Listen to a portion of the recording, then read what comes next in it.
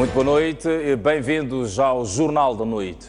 O Malawi vai abrir um novo campo para acolher refugiados moçambicanos que continuam a entrar naquele país. Esta decisão consta de um comunicado divulgado esta terça-feira pelo Alto Comissariado das Nações Unidas para os Refugiados, que saudou a iniciativa do Executivo do Malawi. De acordo com o comunicado, divulgado na tarde de segunda-feira, o segundo campo a ser aberto está localizado a 65 km da fronteira entre Tete e Malawi. Trata-se do campo de Luane, que já funcionou em tempos como um centro de acolhimento de refugiados e que poderá oferecer melhores condições de atendimento do que as existentes em Capizi. Segundo o comunicado da Agência das Nações Unidas para os Refugiados, existem atualmente no Malawi cerca de 11.500 refugiados moçambicanos, dos quais apenas 9.600 estão oficialmente registados. 3 pessoas morreram e outras 23 ficaram feridas na última semana em consequência de ataques alegadamente perpetrados por homens armados da Renamo. A informação foi avançada hoje pelo Comando-Geral da Polícia durante o habitual briefing semanal. De acordo com dados oficiais, só na última semana, 3 pessoas, incluindo uma criança, foram mortas e outras 23 feridas em ataques atribuídos a homens armados da Renamo em alguns distritos de Sofala, Manica e Zambésia. A situação de ataque está a acontecer. Só para citar, ao longo desta semana registramos cerca de 8 ataques que tiveram suas consequências.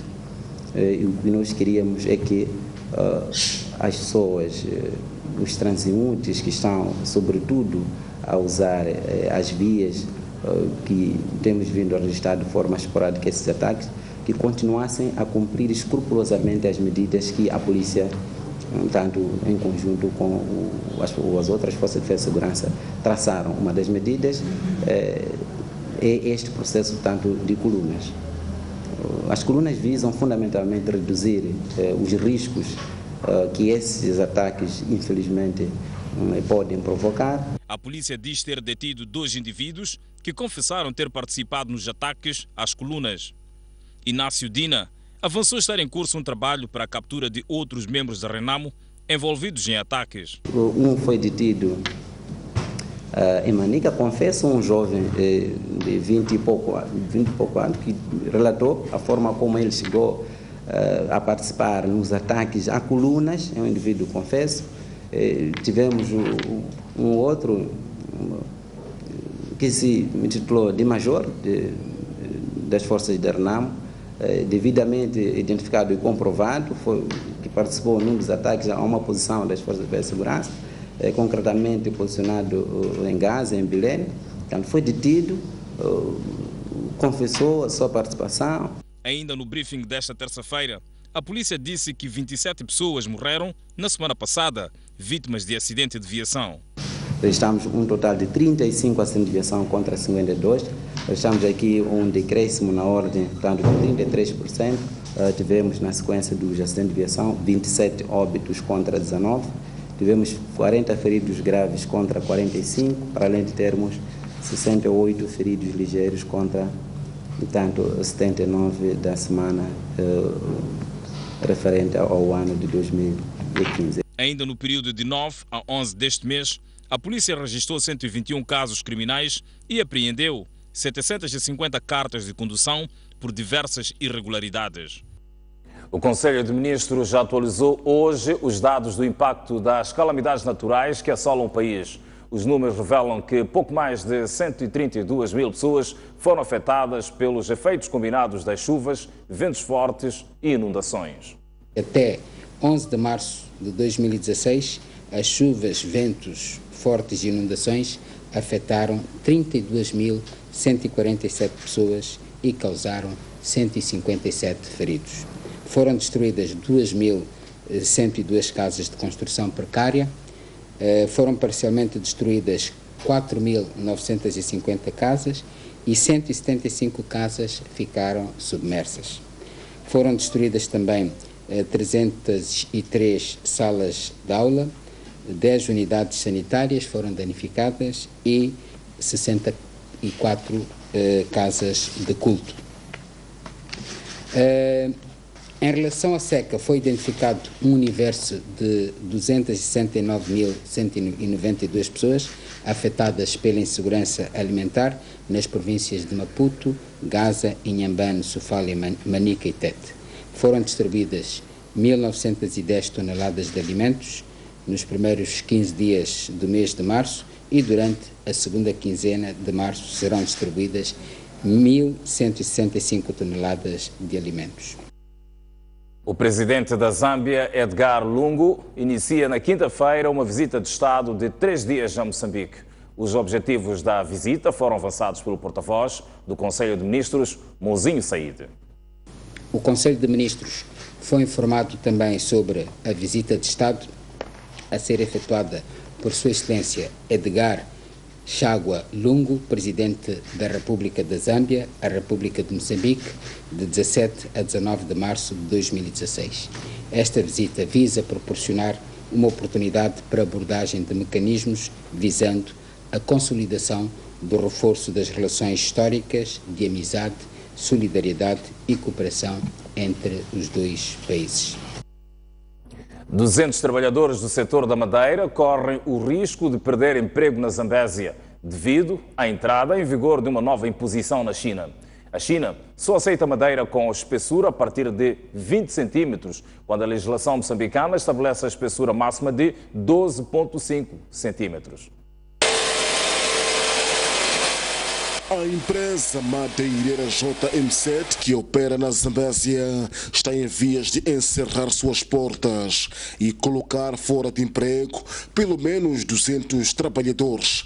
O facto surge porque a Lei Moçambicana de Florestas prevê a exportação de pranchas com volume de 12,5 centímetros e os compradores na China querem sim pranchas com medidas a partir dos 20 centímetros.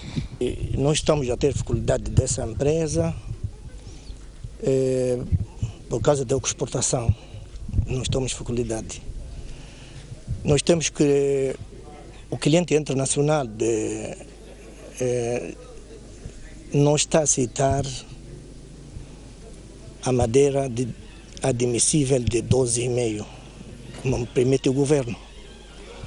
Mas o cliente de mercado internacional, quer as medidas de 20 centímetros para cima. Não é caso que nós não estamos a conseguir exportar. E nós estamos mal aqui na mesa, temos 200 trabalhadores de áreas. E essa área de Ndingo, distrito de Mopeia, temos outra área que está na Majavira, no distrito de Mucuba. Então, essa empresa está em risco por o momento. Estamos a pedir ao governo para apoiar-nos, ajudar-nos, para conseguir exportar e para salvar esse risco da empresa. Se no caso não, a empresa vai fechar. A empresa diz que investiu milhões de dólares para aquisição de equipamentos de corte e serração da madeira. Por isso, pede apoio ao governo para responder às exigências dos clientes. Os trabalhadores da empresa em risco de fechar portas estão desesperados e pedem que a sua companhia e o governo cheguem a meio termo. O sentimento é de a empresa, depois de parar onde vamos parar. Porque a maior número de trabalhadores que estão aqui, por exemplo, com o sol desta maneira, a madeira está devolvido. E com este sol, como vamos vivendo? Nós estamos tristes. Queremos que o governo e o patronato fazer negociação para conseguirmos sobreviver à vida. Sem nós, nossos filhos não vão estudar, não vão fazer nada. Porque nós estamos a depender daqui. Sem isso não temos outro meio de fazer. Só que estamos a pedir assim, o governo para ajudar a empresa, para nós conseguirmos viver. Estamos aflitos quando vimos que a madeira está devolvida. A emprego quando acabar aqui, eu, antes de eu ter emprego, sempre a minha sobrevivência era só de enxada. Enxada era como camponês. Mas eu não gostaria que a empresa cancelasse. Porque assim eu a trabalhar, a mulher também lá em casa está a fazer outro projeto, o dinheiro que eu recebo, tive às vezes 1.500, eu entrego, compra trigo, então fabrica bolos, para poder, antes do mês, eu também poder suportar com esse valor. Estou triste porque quando percebemos no sábado que a empresa está para encerrar, sentimos bastante. Como eu natural daqui, desde que eu iniciei a trabalhar, desde 2010 até agora, estou a sustentar minha família. Por exemplo, esse ano é ano de seca, sol está demais. Por exemplo, a empresa encerrar, não temos como viver. Sim. Da atrás dependemos de uma chamba, por agora a chuva não chove, nem faz o quê, mas assim de pouco a pouco estamos a sustentar a família. Agora quando a empresa encerrar, já nós não temos como viver. Estamos a pedir o patrão e o governo negociar com o patronato. Sim. O Ministério da Terra, Ambiente e Desenvolvimento Rural, ao nível da Zambésia, diz que não há saída para a preocupação da empresa. A instituição diz que não há nada a fazer se não cumprir a lei. Eu não iria falar da empresa particularmente. Eu penso que esta é uma preocupação da empresa, mas também pode ser a preocupação das outras empresas.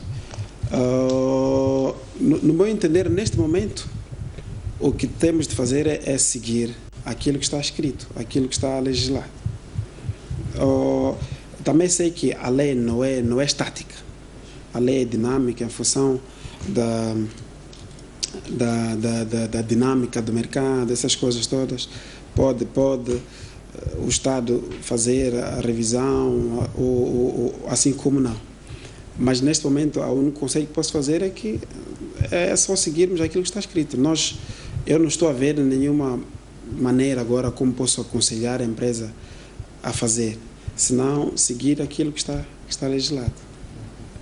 Há uma série de medidas que o Ministério da Terra, Ambiente e Desenvolvimento Rural está a tomar e neste momento está em estudo a possibilidade de banir a exportação de madeira em touros. Isso significa que o processamento de madeira a nível do país é extremamente importante, porque no futuro próximo já não se irá exportar madeira em touros se esses instrumentos forem aprovados, forem elaborados e aprovados. Com que idade as crianças podem ficar sozinhas em casa? Um dia, após uma menina deixada sozinha cair do 11º andar de um prédio, a STV ouviu uma socióloga e um educador de infância. Dizem que não há idades fixas. A recomendação é que os pais acompanhem a evolução das crianças. A morte de uma menina de 6 anos, que sozinha em casa desequilibrou-se na varanda e caiu do 11º andar, despertou as seguintes questões. Há uma idade exata para deixar uma criança sozinha em casa? Que decisões devem tomar os pais numa situação em que o casal trabalha e tem filhos? Educador de infância há 22 anos, Edgar Antônio diz que não há uma idade específica para deixar uma criança sozinha em casa. E nós chamamos a questão da idoneidade da própria criança, porque há crianças que se desenvolvem muito rapidamente e há crianças que também têm um retardo psíquico. Então nós não podemos pôr a todos mesmo para dizer, não, a minha criança de 4 anos já vai crescer sozinha, atravessa a estrada, não sei o que. Pode ter um desenvolvimento saudável, mas a outra pode não ter. E pode também, por exemplo, se uma criança passou por um trauma, não vai ter a mesma reação que uma criança que não é traumatizada. O educador lembra que a infância é uma fase em que as crianças não têm noção do perigo e que, por isso, os pais devem protegê-las de todas as situações de risco. Se a criança vive num prédio, ela não pode ter acesso à varanda sozinha.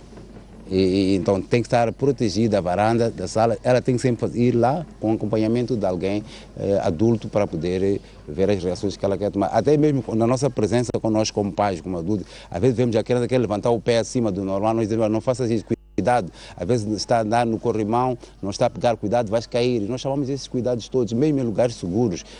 A velocidade com que a criança anda na estrada, às vezes quer precipitar-se, atravessar a estrada. Nós chamamos atenção, não atravessa sozinha, dá a mão, essas coisas. Então temos que estar lá sempre presentes com a criança até que ela atinja a idade de maturidade. Elia Colo é doutorada em Sociologia de Infância e estudou o drama de crianças que sozinhas em casa têm de cuidar de outras crianças. Para ela, devido ao isolamento dos apartamentos, as crianças são muito mais vulneráveis nas cidades em relação aos bairros periféricos, onde os vizinhos têm maior possibilidade de ajudar em caso de emergência. O contexto também é muito importante, porque quais são os perigos que existem nessa casa? Se tem o lume aceso ou todos os objetos perigosos são colocados de uma forma segura, longe do alcance das crianças, não tem líquidos, etc. questões, por exemplo, grades nas janelas, etc. Então, temos que avaliar de caso para caso.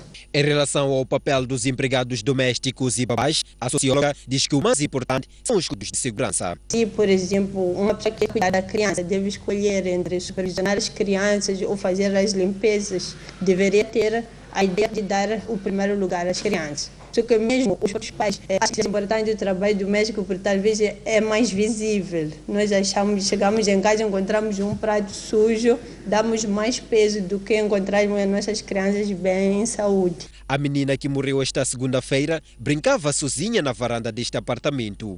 Os pais estavam a trabalhar e a empregada doméstica tinha descido para a área de serviço do prédio a fim de lavar roupa. Sem nenhum adulto por perto, caiu e teve morte imediata. O antigo ministro das Finanças lançou uma obra que retrata o seu percurso desde a nascença à atualidade. Intitulada Do Sonho à Realidade, a obra é descrita pelo Presidente da República, Filipe Nyusi, como uma obra que nos ajuda a refletir sobre quem somos, de onde viemos e para onde queremos ir. Dos sonhos à realidade é resultado de uma entrevista transformada pela Escola Portuguesa de Moçambique. A sua apresentação contou com altas figuras da sociedade moçambicana em reconhecimento dos feitos do autor do livro, Enéas Gomes, economista e político moçambicano, que já desempenhou diversos cargos importantes no governo, entre eles a de ministro das Finanças, tendo sido também governador do Banco Central e presidente do município de Maputo. Na ocasião, explicou que o seu envolvimento na vida do país resultou de sonhos que conseguiu concretizar. Sonhei, como todos os jovens daquele tempo, com Moçambique independente, e este sonho tornou-se realidade. Sonhei com um país em que todos os moçambicanos vivessem sem discriminação racial, tribal ou regional. Sonhei com Moçambique, em que saibamos valorizar a nossa cultura. Para o Presidente da República, Filipe Nyusi, a obra de Gomes reveste-se de capital importância ao apresentar perspectivas sobre os caminhos que o país deve trilhar para chegar ao desenvolvimento. É por motivos singulares e nobres que temos a alegria de estarmos hoje aqui reunidos, celebrando a vida de um compatriota que, pela grandeza, se faz figura incontornável da história de um povo que se recusa a vergar pelas vicissitudes que a própria história nos impõe. Esperamos que esta seja mais uma das várias obras que nos ajudarão a refletir sobre de onde viemos, onde estamos, para onde queremos ir. Não só da autoria do Dr. Gomes, mas também de todos os moçambicanos que se entregam ao compromisso de construírem a nação. Do sonho à realidade foi lançado no Centro Cultural Nsinza, no bairro de Xamanculo, onde em tempos fez o ensino primário e que no tempo colonial veio a ser centro associativo de negros da província de Moçambique. Personalidades presentes no lançamento do livro de Enéas Gomes defendem que a sociedade deve prestigiar a obra e que a juventude deve tomá-la como referência para enfrentar os desafios políticos, económicos e sociais presentes. Essa obra é bastante importante, penso eu, porque relata mais ou menos a história da juventude do tempo colonial e também essa juventude que se levantou e combateu o colonialismo português até a vitória final, que foi a independência de Moçambique. Eu, pessoalmente, estou muito emocionado porque relata um bocadinho a minha própria história, não é? Na minha ótica, é extremamente importante que figuras como o Dr. Enéas Gomes deixem o seu legado escrito para as nossas gerações e para as próximas gerações, de modo a que nós saibamos quais foram os sacrifícios consentidos por aquela geração para libertar o país, o sonho que eles tiveram. Aqui está o legado no tempo Ele diz bem, sonhou num ambiente colonial, mas sonhou com um país de características diferentes, sem racismo, da igualdade, que todos tivessem oportunidade. Esse desafio é muito grande. Experimentamos um primeiro modelo, todos somos, como direi, todos somos corresponsáveis. Na minha opinião, deve atribuir uma importância bem grande. Foi dito aqui, portanto, que isto faz parte da nossa história. É uma das componentes da história de Moçambique. Ele é um dos homens grandes, é um dos homens do povo que estudou, cresceu, fez-se homem e chegou onde chegou e ajudou a construir e continua a ajudar a construir o país. Moçambique terá a primeira escola superior de hidrocarbonetos. A instituição será construída em Pemba, na província de Cabo Delgado, e terá cursos de engenharia, de petróleos e recursos minerais. O projeto de construção da escola superior surge de 3 instituições que esta terça-feira fecharam um acordo. São elas a Universidade Eduardo Mondlane, a Empresa Nacional de Hidrocarbonetos e a Unicom, uma companhia privada da área de construção civil. A escola terá 16 edifícios e 2.000 estudantes. Estamos na marcha decisiva rumo a uma resposta eficaz e atempada à demanda de técnicos especializados na área de petróleo e gás. Existindo já na Universidade Eduardo Mondlane curso de pós-graduação na área de petróleo e recursos minerais, a presente escola irá complementar o ciclo de formação, permitindo que possamos moldar um estudante sair da escola secundária a se transformar num técnico altamente especializado. Orlando Quilambo explica que o corpo docente da futura escola sairá da Universidade Eduardo Mondlane, uma vez que esta instituição tem mestrados em áreas relacionadas. Esta escola, para nós, significa o começar pela base. Nós vamos poder oferecer aqui curso de licenciatura para que estes estudantes possam depois vir frequentar os nossos cursos de mestrado. Portanto, esta é a fase inicial que normalmente acontece nas universidades, mas como nós não tínhamos pessoas com formação nesta área, preferimos começar com o mestrado para que esses docentes possam depois ajudar os outros a fazer a licenciatura. A Empresa Nacional de Hidrocarbonetos compromete-se a partilhar com a Universidade Eduardo Mondlane toda a sua experiência de mais de 30 anos no setor. Este setor, como nós sabemos, vai ter, portanto, um boom nos próximos anos e o nosso contributo, qual seria a melhor parceria, se não ter um parceiro que está dentro, portanto, do próprio setor e que acompanha as exigências do ponto de vista dos recursos humanos desse mesmo setor. Portanto, esta é uma aliança também entre a teoria e a prática, porque, como nós sabemos, é preciso formar pessoas para poder atacar problemas reais. Além da Empresa Nacional de Hidrocarbonetos, o projeto de construção da Escola Superior de Hidrocarbonetos conta com o apoio da Unicom, uma empresa de prestação de serviços na área da construção.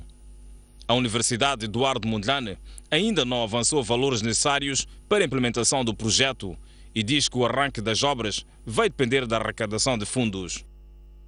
Momento de observarmos o nosso primeiro intervalo. Nos voltamos já a seguir. Lanço-lhe o convite para que me acompanhe no bloco a seguir. Até já.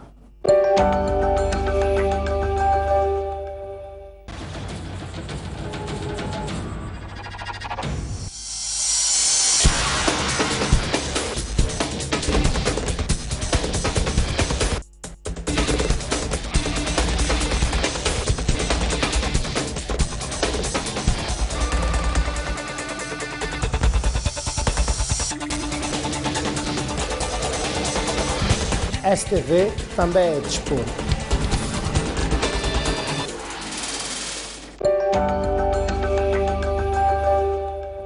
De volta e seguimos com a informação no Jornal da Noite. A Autoridade Tributária de Moçambique vai apertar o cerco para evitar fuga ao fisco durante este ano, face ao momento difícil que a economia atravessa. A ideia é procurar atingir a meta estabelecida em termos de receitas fiscais. A seca e consequente redução da produção, a depreciação acentuada do metical em relação ao dólar e a tensão política que restringe a circulação pelo país são fenómenos com impacto negativo nas receitas que o Estado pretende arrecadar e que já colocam a autoridade tributária em alerta. A meta prevista para este ano em termos de receitas é de 137 mil milhões de meticais. Até agora estão realizados 14%, 2% abaixo do nível do ano passado. Há razões por demais para preocupação. O grande desafio é procurar otimizar a cobrança, irmos tratar de cobrar o máximo do que pode. Entretanto, medidas já estão a ser equacionadas e incluem a intensificação de campanhas de sensibilização de contribuintes a pagar impostos e a introdução da fiscalização porta a porta em estabelecimentos comerciais. Nós, sobretudo, relativamente ao imposto sobre valor acrescentado, nós estamos a levar a cabo palestras, um ciclo de palestras para a educação do contribuinte. Vamos intensificar as nossas atividades de controle, e estou a falar da verificação e sempre procurando fazer com que os contribuintes faturem, tentarmos desincentivar o habitual compra com IVA ou sem IVA. Esta terça-feira, a autoridade tributária lançou as atividades da semana comemorativa do Dia Nacional do Contribuinte, que se assinala no próximo dia 22 de março. A primeira de uma série de atividades que vão marcar a semana foi a palestra proferida por quadros daquela instituição sobre a importância do IVA. Esta é a Semana Internacional do Dinheiro e os alunos da Escola Secundária Francisco Manhanga visitaram a Bolsa de Valores de Moçambique. As crianças aprenderam como funcionam as negociações em bolsa. Este é o tradicional toque do sino que assinala o arranque das negociações na Bolsa de Valores. Mas, nesta terça-feira, trata-se do início de uma apresentação sobre o funcionamento da Bolsa de Valores de Moçambique. No local, a presidente da instituição, Anabela Chambuca, revelou que os moçambicanos têm hábitos de poupança muito baixos. Nós estamos a falar de um índice de poupança inferior a 20%. Em termos de inclusão financeira, os últimos dados apontam a cerca de 14% e menos de 25% da população moçambicana utiliza os serviços financeiros. Estes dados encorajaram a Bolsa de Valores de Moçambique a abrir as suas portas aos alunos da Escola Secundária Francisco Manhanga para consciencializá-los sobre a importância de uma boa educação financeira. Uma empresa, portanto, quando uma empresa tem vários donos, os dados são divididos entre eles. No final, alguns alunos mostraram que entenderam a lição. Capital aberto, que podem ser públicos ou privados. Outros tiveram dúvidas. Quais são os benefícios da venda de títulos das ações? As dúvidas foram esclarecidas por outros alunos. O dinheiro que nós vamos emprestar àquela empresa, depois podemos ser reembolsados a um preço mais elevado. Acreditando que é de pequeno que se torce o pepino, mais de 120 países, incluindo Moçambique, estão a promover ações sobre poupança, investimento e empreendedorismo juvenil para crianças e jovens, como forma de marcar a Semana Internacional do Dinheiro. O governador da província de Inhambane, Daniel Chapo, diz que as exigências da Renamo para o diálogo político não têm razão de ser e que a Renamo tem que perceber que a política não é feita de armas. Na sua primeira aparição pública depois de tomar posse como governador de Inhambane, Daniel Chapo, que dirigiu um comício popular na tarde desta segunda-feira no distrito de Vilanculo, desvalorizou as exigências do líder da Renamo, Afonso Dhlakama, porque para ele não faz sentido que aquele partido condicione o diálogo para devolver a paz em Moçambique. Quando nós queremos ir jogar, não se escolhe o árbitro. Se nós queremos dialogar, vamos discutir todos esses aspectos, incluindo até o árbitro, se for necessário, incluindo as pessoas que vão levantar bandeirolas, se for necessário, porque até durante a nossa conversa podemos chegar à conclusão que nem são necessários. Temos que perceber que todos somos irmãos. Por outro lado, Daniel Chapo disse ainda à mesma população que a Renamo deve ser desarmada e que os membros daquele partido percebam que a política não é feita de armas. Por ter guardado alguém com armas em casa dele, já andamos à procura de outros motivos. Esquecemos que guardar alguém com a arma dele em casa é crime. Mas é preciso que nós saibamos que é pura e simplesmente por ser crime. Temos que chamar a razão aqueles que pensam que política faz-se com armas, que faz-se com guerra. Temos que lhes chamar a razão. O timoneiro de Inhambane defende que só com a unidade nacional o país vai conseguir alcançar os seus objetivos e que não faz sentido que a Renamo queira governar nas províncias onde ganhou nas eleições de outubro de 2014. A Frelimo reitera a necessidade de um diálogo sem condicionalismos entre o Presidente da República e o líder da Renamo. O partido no poder espera que o governo crie condições para o regresso dos moçambicanos refugiados no Malawi. Foi no encontro realizado esta terça-feira em Maputo, entre o primeiro secretário da Frelimo na cidade e as organizações sociais daquele partido, que Francisco Mabjaya apelou à necessidade de se manter a paz no país. Para o primeiro secretário da Frelimo, não deve haver condicionalismos para o diálogo político entre o presidente da República, Filipe Nyusi, e o líder da Renamo, Afonso Dhlakama. Aquilo que é o nosso sentimento é que a paz é propriedade de todos os moçambicanos, não é propriedade de uma única pessoa. Portanto, ninguém pode fazer o povo moçambicano refém dos seus desejos.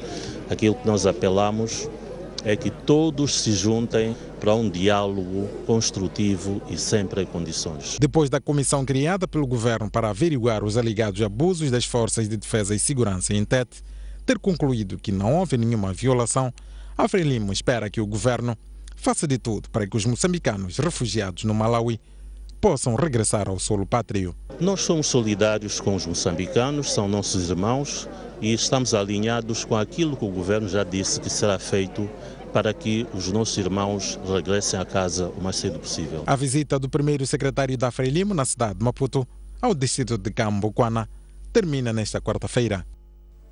Vamos observar mais um intervalo, voltamos já a seguir, mas antes a previsão do estado de tempo para as próximas 24 horas do país.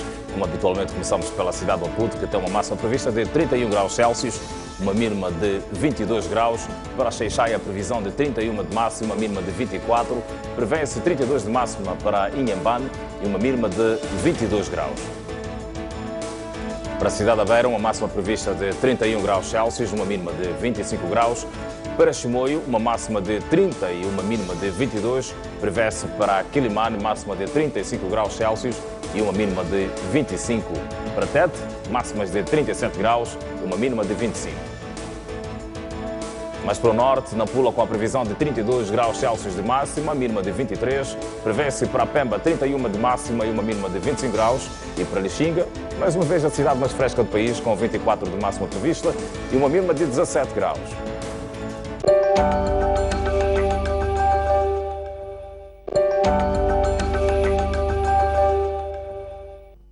Seguimos com a informação no Jornal da Noite. Vladimir Putin ordenou o início da retirada das tropas russas em operações militares na Síria. O presidente russo entende que a missão antiterrorismo, iniciada há pouco mais de 5 meses, está praticamente concluída.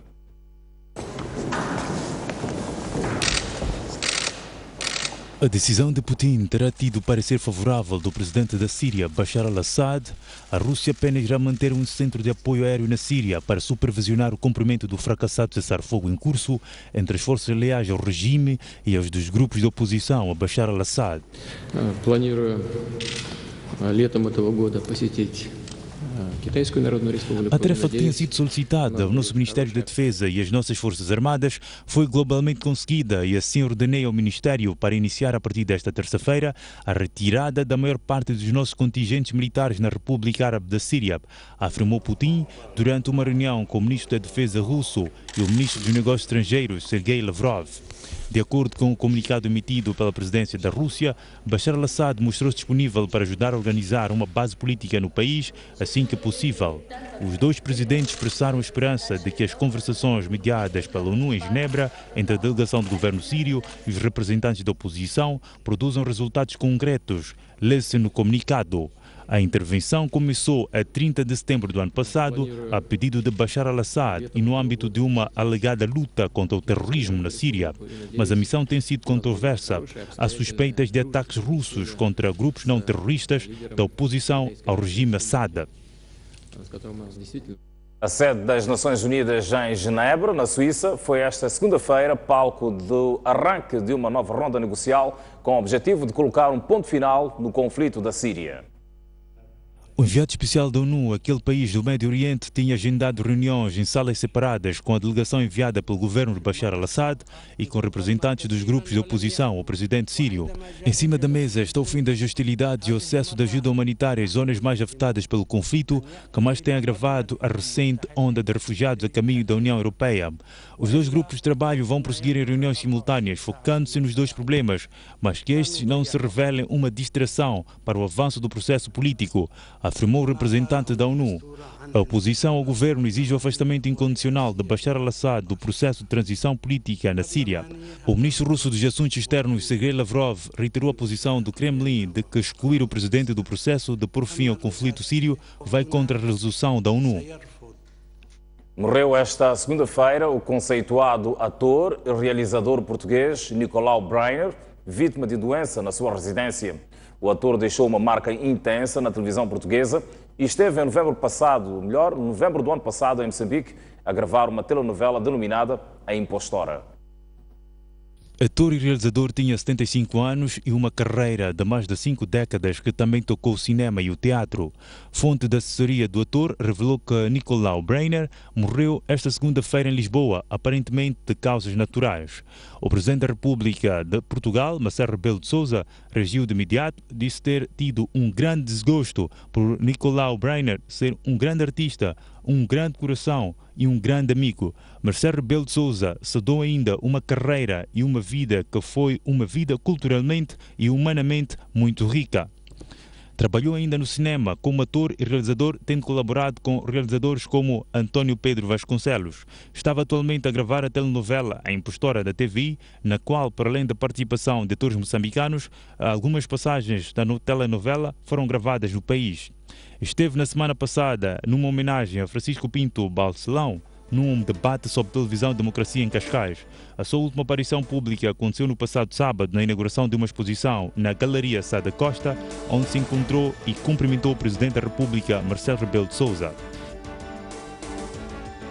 E lá se foi um grande homem da televisão e do cinema português e também dos PALOP da CPLP.